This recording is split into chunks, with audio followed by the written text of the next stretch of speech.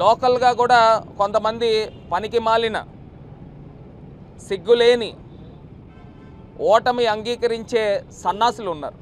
వాళ్ళ గురించి చెప్తా ఉన్నా. వాళ్ళు కొన్ని పాంప్లెట్లు,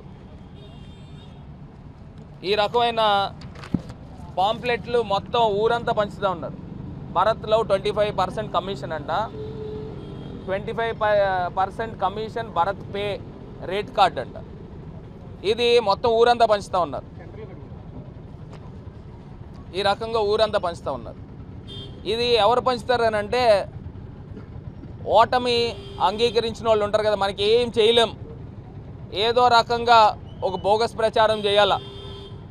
అదే రకంగా ఎవరైతే ఈ వ్యక్తి ఉన్నాడో, ఆదిరెడ్డి శ్రీనివాస్ అనే వ్యక్తి ఏదైతే నన్ను డిఫేమేటరీ అలిగేషన్స్ చేశాడో, ఆ వ్యక్తి పైన I'm urging the authorities to take immediate action on Adireddy Srinivas in accordance with IPC section 500 for defamation. Section 500 ప్రకారంగా డిఫేమేషన్ చేయాలని పోలీస్ అధికారులకు కూడా మేము లెటర్ పెట్టాము. అదేవిధంగా ఇవాళ జిల్లా కోర్టులో కూడా సూట్ ఫైల్ చేస్తూ ఉన్నాము.